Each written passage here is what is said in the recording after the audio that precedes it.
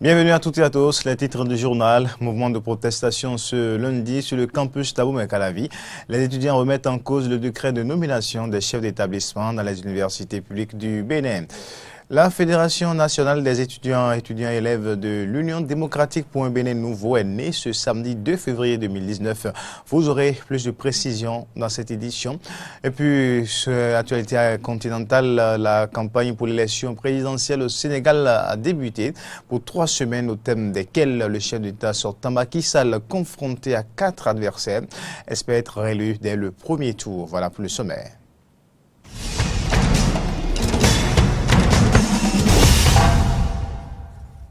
Encore une fois, bienvenue à toutes et à tous. Les étudiants sont mécontents. Ils remettent en cause le décret de nomination des chefs d'établissement dans les universités publiques du Bénin. Ce mouvement de protestation a été très vite étouffé par la présence des forces de l'ordre sur le campus. Ils ont brûlé des pneus à quelques mètres du rectorat. Le feu a été maîtrisé par les forces de l'ordre avec des extincteurs. Le parti Union démocratique pour un Bénin nouveau UDBN continue d'installer ses structures de base dans les différentes circonscriptions électorales. C'est dans cette dynamique que le bureau de la Fédération nationale des étudiants, étudiantes et élèves de l'UDBN et ses différentes coordinations des universités publiques et privées du Bénin ont été installées ce samedi 2 février 2019 à l'espace Mayton d'Abomey-Calavi. Voici le reportage de Aristide Setin de Nimarouya.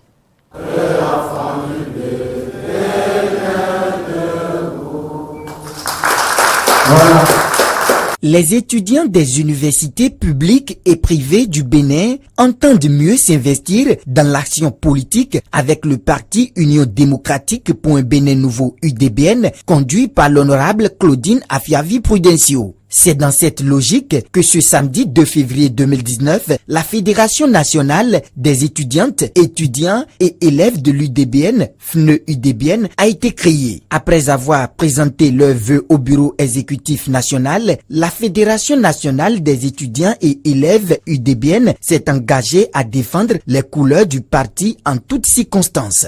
L'UDBN a une âme. Elle est simplement un parti populaire ou de masse qui se repose sur des braves militants et militantes. Monsieur le secrétaire général, c'est le moment de vous réitérer notre engagement à vos côtés pour la cause commune. Sachez que les étudiants constituent un soutien en acier pour vous. Loin d'être marchandé, notre choix s'explique par le fait que l'UDBN est le seul parti accordant une part importante à la femme et à la jeunesse, 2 acteurs clés de ce progrès. À travers cette occasion, nous voudrions rassurer l'ensemble de militants UDBN où qu'ils se trouvent de l'engagement de la Fédération nationale des étudiants de l'UDBN pour ancrer les valeurs du parti dans nombre de milieux universitaires. Le secrétaire général de l'UDBN, Todema Hassan, après avoir présenté les vœux du parti à ses nombreux militants, a rassuré ces derniers de l'engagement de la présidente, l'honorable Claudine Prudencio, pour la cause de la jeunesse.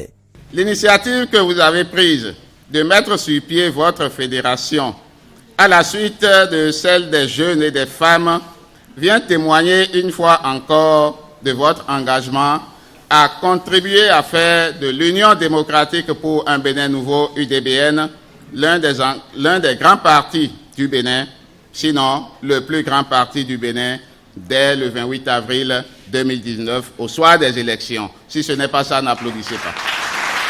Chers étudiants, chères étudiantes, chers élèves, chers jeunes de l'UDBN, nous disons que l'UDBN est le parti des jeunes et des femmes. Et pour cause, il a fallu que la présidente du parti, l'honorable Claudine Afiavi Prudencio, lance l'initiative UDBN dans vos ménages, initiative portée sur le terrain aujourd'hui par la jeunesse du parti pour que des initiatives soient prises à droite et à gauche pour enrôler de force nos pauvres populations. Plusieurs prestations artistiques ont meublé cette cérémonie d'installation de la Fédération nationale des étudiantes, étudiants et élèves de l'UDBN.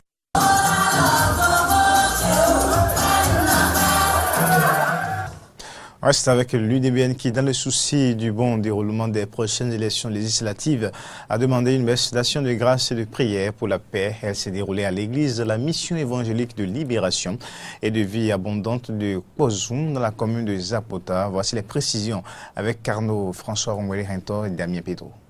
Une forte délégation de l'Union démocratique pour un Bénin nouveau de l'honorable Claudine Afiavi Prudencio était en action de grâce aux côtés des fidèles de l'église de la mission évangélique de libération et de vie abondante Melva de Kozum dans la commune de Zapota. La présence de la dite délégation conduite par Edgar Soupon ce dimanche 3 février 2019 vient confirmer la ferme conviction de l'UDBN selon laquelle le Bénin ne peut prospérer sans la bénédiction divine, d'où l'importance de rendre gloire à Dieu pour ses bienfaits et surtout de lui confier le déroulement des prochaines élections législatives. Et l'UDBN a recommandé donc à travers cette action de grâce de prier pour la nation béninoise, de prier surtout pour des élections pacifiques. Et c'est pour cela que cette délégation a été dépêchée pour communier avec les fidèles. Dans une ambiance pleine d'adoration et de louange envers Dieu le Père Céleste, les fidèles ont exprimé leur joie à travers la voix du révérend pasteur fondateur Félix Bossou Dioron. L'UDBN est un parti politique vraiment qui décide de lutter aux côtés de Dieu pour la paix du Bénin. Donc nous avons reçu dans cet ordre-là. C'est notre maman, Madame Claudine Prudencio, lutte beaucoup pour l'unité nationale, pour le développement du Bénin, pour la paix du Bénin. Elle veut vraiment que le Bénin regagne les nations qui sont en voie de développement. Bâtir la nation béninoise avec Dieu, tel a toujours été le credo de l'UDBN et de sa présidente, d'où cet engagement de lutter à ses côtés pour la paix du Bénin. www.dgpr.bj, c'est le désormais site internet de la police républicaine. Avec cette plateforme, il est à présent possible de se plaindre en ligne, mais aussi et surtout d'avoir d'importantes informations sur l'institution. Plus de détails ici avec le directeur général de la police républicaine, Nazer Onoupé. www.dgpr.bj. C'est un site dynamique. Et la particularité ici est que, à partir de ce site, on peut recueillir les déclarations plaintes. On peut également recueillir des dénonciations, aussi bien sur les criminels que sur les fonctionnaires de la police républicaine. Donc, depuis votre chambre, si vous avez des préoccupations, si vous êtes victime d'une infraction, dès que vous avez la connexion, vous pouvez déjà envoyer la plainte. La plainte sera étudiée et l'unité à laquelle la plainte est déclassée vous sera notifiée à travers votre adresse mail. Vous pouvez avoir accès aux différentes structures de la police républicaine. Et vous pouvez également nous faire des suggestions pour améliorer nos prestations. Nous sommes là pour vous servir. Mais dès que le site est lancé, pour toute information, il suffit d'aller consulter le site. Même si vous avez des informations, pour vérifier, allez sur le site. Si un concours est lancé, vous saurez. Si un concours n'est pas lancé, vous le saurez également. Le ministère de l'Intérieur n'a encore lancé aucun concours de recrutement au profit de la police républicaine. Donc, il ne s'agit que de l'intoxication, peut-être des manœuvres pour escroquer. Mais tout ce qui circule sur les réseaux sociaux est de l'intoxication et une enquête est d'ailleurs ouverte. Les auteurs seront retrouvés. Et ce qui est même grave, conformément aux dispositions du code sur le numérique, ceux qui ont fait partage d'informations, ils risquent également d'être interpellés dans le cadre de l'enquête. Lorsque vous recevez une information dont vous n'êtes pas sûr, il ne faut pas partager. Quand vous mettez lu pour vous, ça ne veut rien dire. Vous avez déjà partagé. Il ne sert à rien de mettre lu pour vous. le fait de partager, le fait de relayer une fausse information, vous êtes poursuivable. La communauté internationale a célébré ce samedi 2 février la journée mondiale des zones humides. Collectivités à la base, autorités et acteurs militants pour l'environnement se sont donné rendez-vous à Soava pour célébrer cette journée autour du thème zone humide et changement climatique. Suivons ici le reportage. Fait un village de l'arrondissement de Décamé, dans la commune de Soava, sud du Bénin, a accueilli population à la base, autorités politico-administratives, responsables d'ONG militantes pour l'environnement, pour la célébration de la journée mondiale des zones humides. Ce village situé en plein cœur du lac Nokoué est un parfait exemple de zone humide avec une richesse énorme en ressources halieutiques et floristiques. Au beau milieu du lac Nokoué, il y a une île qui n'est presque jamais inondée en période de grande crue et qu'on appelle des camins parce que c'est, comme vous pouvez le constater aussi, c'est au beau milieu des palmeraies. Donc c'est un site très joli qui a encore du sable fin et qui a tout autour, qui regorge d'une grande diversité de faune aviaire, de citatunga et même de lamantin. Donc on a trouvé que c'est le lieu idéal pour appeler tout le monde et pour sensibiliser sur l'importance de conserver ce site pour le bien-être, non pas seulement des populations, mais aussi de la biodiversité. Célébration faite de sensibilisation sur l'importance des zones humides, surtout sur leur rôle dans l'atténuation des effets néfastes des changements climatiques. Ces zones humides-là jouent un rôle important dans les questions liées au changement climatique, notamment à travers les ressources que nous avons, l'eau. Et nous avons également les végétaux qui y sont associés, notamment la mangrove, qui est une ressource qui séquestre le carbone. Et vous savez que les gaz à effet de serre, il y a le dioxyde de carbone qui est les gaz à effet de serre. Donc les éléments de la biodiversité, notamment l'agronomie, permettent de sécréter ce gaz à effet de serre-là. Et ces mangroves-là, vous ne les retrouvez que dans les zones humides. Ensuite, vous savez, les questions liées au changement climatique, il y a beaucoup de pluie. Et il y a les inondations qui sont orchestrées par ces pluies-là. Donc les zones humides permettent d'amortir ce choc que les inondations. Les populations des communes irriguées par le lac Nokoué, Soava, Semekoudi, Agégué, venues assister à cette manifestation, ont été invitées une fois encore à multiplier les efforts de préservation de ces ressources naturelles. À cause du développement, nous menaçons fortement le bien-être de cet écosystème des zones humides, d'où la nécessité de parler à tout le monde, aux autorités nationales, aux autorités locales et aux communautés pour leur faire montrer le bien-être de ces écosystèmes et de définir des actions communes pour pouvoir les conserver. Zone humide des changements climatiques, c'est le thème choisi par le bureau de la Convention de Ramsar sur les zones humides pour cette édition 2019 de la Journée mondiale des zones humides. Convention signée en 1971 et ratifiée en 2000 par le Bénin, un thème d'actualité qui fait particulièrement écho aux récentes publications du groupe d'experts internationaux pour le climat. A longtemps resté un simple jeu de distraction, le baby-foot est désormais un sport au Bénin. La première édition du championnat national de baby-foot a été organisée le samedi 2 février 2019 à Cotonou. Au total, 150 athlètes issus de 15 clubs ont participé à ce championnat en compétition individuelle et en équipe. Au thème des jeux, c'est l'équipe de Friendship qui a été sacrée championne du Bénin. Nous sommes allés interroger le président de la Fédération béninoise de baby-foot sur ce nouveau sport au Bénin. Depuis des années, a été considéré comme un jeu de délinquants, un jeu des divorcés sociaux. Mais au fond, ce n'est qu'un jeu de société.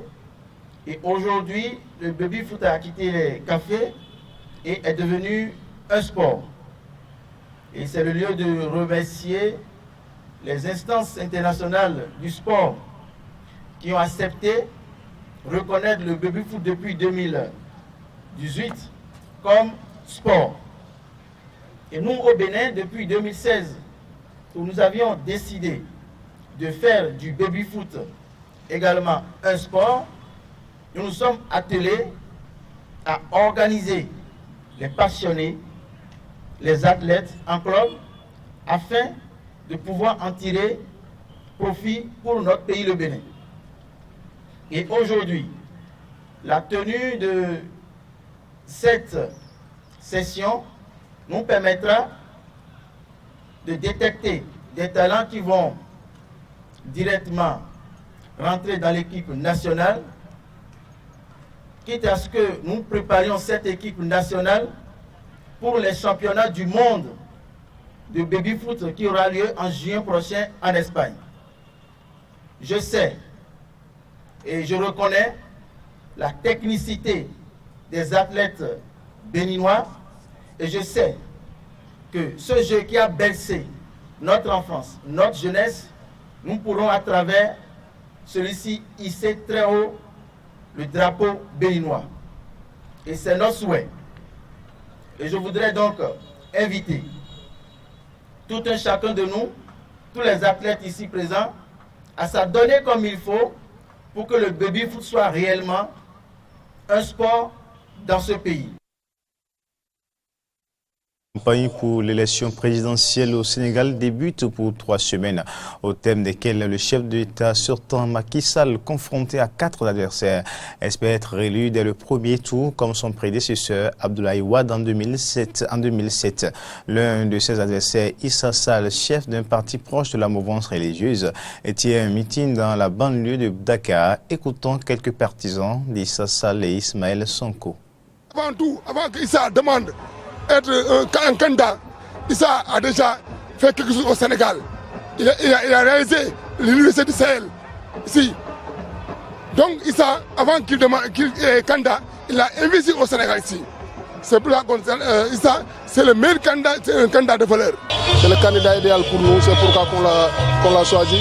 Parce qu'il est dynamique, il n'est cité sur aucun scandale politique, judiciaire ou financier. France, 3 mois après le drame de la rue d'Aubagne, dans lequel ont péri 8 personnes, des milliers de personnes défilent dans le calme pour une nouvelle marche de la colère contre le mal-logement à Marseille. Des manifestants protestent contre le mal-logement à Marseille. Près de 3 mois après le drame de la rue d'Aubagne, dans lequel ont péri 8 personnes, des milliers de personnes ont défilé dans le calme pour une nouvelle marche de la colère contre le mal-logement à Marseille. En 3 mois, rien n'a été fait, rien n'a bougé, donc on ne peut qu'être là. 2000 personnes ont perdu leur logement depuis le début de cette crise et sont balancées à l'hôtel, s'est émue auprès de l'AFP Françoise Arles, enseignante de 60 ans, qui avait déjà manifesté lors de la première marche de la colère en novembre. Le cortège hétéroclite s'est ébranlé dans une ambiance bon enfant, au son des tambours du cours Julien vers le Vieux-Port. Je suis dans un hôtel. Ma fille, elle a fabriqué une cabane avec un carton pour qu'elle dort, pour qu'elle se sente à l'abri. D'accord ? Ma fille, elle se cache devant les couettes, elle fait des tentes pour dormir. Il n'y a personne qui a réagi. Qu'est-ce qu'elle a? Qu'est-ce qu'elle a fait? Elle a 6 ans, comme elle a dit. Comme elle a dit, elle a 6 ans. Ils sont où les responsables? Ils sont où les gens qui vont nous protéger? La dame de la syndic, elle m'a dit c'est du placo, ça ne tue pas. Monsieur, le plafond, il est tombé sur moi carrément. Carrément sur moi, j'étais en train de faire à manger. C'est pas des humains. C'est pas des humains. Plus de 2000 évacués, il y a des personnes âgées qui sont malades, qui sont en manque de traitement. Il n'y a même pas de portage de repas les concernant. Ils sont obligés de faire des kilomètres en bus pour venir manger au 93 à la Canebière. C'est un scandale. Et j'espère qu'on va se battre pour obtenir nos droits à Marseille, parce que Marseille nous appartient. Depuis le double effondrement mortel de la rue d'Aubagne, les signalements d'immeubles menaçants se sont multipliés à travers toute la cité phocéenne. À ce jour, 2017 Marseillais ont été évacués par précaution de 248 immeubles devenus fantômes. Quelques 1315 personnes sont prises en charge ou hébergées le plus souvent à l'hôtel. Restons en France, des heurts ont éclaté entre forces de l'ordre et manifestants lors d'une manifestation régionale de Gilets jaunes à Morlaix, en Bretagne. Au cours de l'acte 12 de la mobilisation du mouvement, la démission du président Emmanuel Macron, davantage du pouvoir d'achat, mais aussi la fin des violences policières. Et sur cette dernière question, le leader de la France insoumise, Jean-Luc Mélenchon, a critiqué à Marseille l'utilisation de la force publique lors des manifestations de Gilets jaunes. Et en particulier, ceux qui sont morts à la suite d'incidents de rond-point le sont parce que la force publique, au lieu de protéger les conditions de la manifestation, a été utilisée seulement pour affronter la manifestation. Et c'est ce contresens total qui nous conduit dans la situation de blocage et d'impasse dans laquelle nous sommes. Le président Macron, M. Castaner et les autres doivent se dire qu'ils ne peuvent pas avoir le dernier mot. Ce n'est pas possible, parce que la profondeur de la colère populaire est trop grande. Comme Marseillais, je suis d'autant plus porté à le dire que le président a purement et simplement nié la mort de Madame Redouane, qui était tout de même au 4e étage quand elle a reçu cette grenade qui, pour finir, l'a tuée. Et le président dit personne n'est mort dans cette affaire, sinon de la bêtise. Non, ce ne sont pas des gens stupides qui sont morts, ce sont des gens comme les autres qui ne méritaient pas de mourir. Nous en sommes à 1800 blessés. Manifestants, estropiés, éborgnés, mains arrachées, blessés de toutes les façons possibles, 1000 policiers blessés compte tenu de la doctrine d'emploi qui est faite de leur force. Et cet homme n'a rien à dire, pas le moindre mot de regret, jusqu'au point où il dit qu'au fond, avec une désinvolture assez morbide, il dit s'il n'y avait pas de problème, il n'y aurait pas de blessés. Alors on m'a proposé au bout de quelques heures de palabres de venir le mercredi, et j'ai demandé pourquoi. Et on ne m'a pas répondu, donc je ne sais pas pourquoi je suis convoqué, mais comme j'ai l'intention de ne pas trop me montrer désagréable, j'irai quand même. Et ma foi, quel que soit le sujet, j'aurai sans doute quelque chose à dire. Et puis, un an pile avant les premiers scrutins des primaires démocrates, les démocrates américains labourent déjà les plaines d'Iowa à la rencontre d'électeurs avec la campagne présidentielle de 2020. Dans le viseur, cet état rural du centre du pays marque traditionnellement le début d'un long processus à l'issue duquel le parti d'opposition choisira un adversaire à Donald Trump. Reportage. La course à la présidentielle de 2020 a déjà débuté pour Andrew Yang. C'est ici dans l'Iowa que cet entrepreneur novice en politique rencontre les électeurs qui, dans un an, voteront pour choisir le candidat démocrate à la Maison-Blanche. Historiquement, l'Iowa permet aux candidats démocrates de se placer au premier plan sur la scène nationale. Cet État a contribué à l'élection de Jimmy Carter en 1976 et celle de Barack Obama en 2008.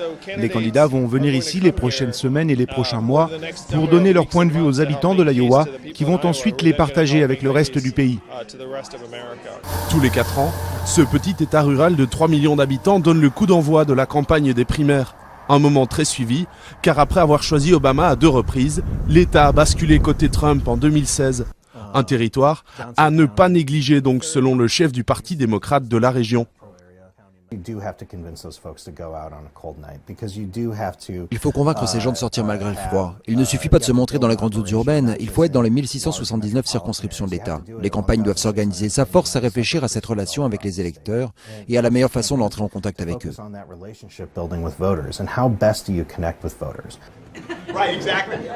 Député démocrate, John Delaney a été l'un des premiers à se lancer dans la campagne dès 2017.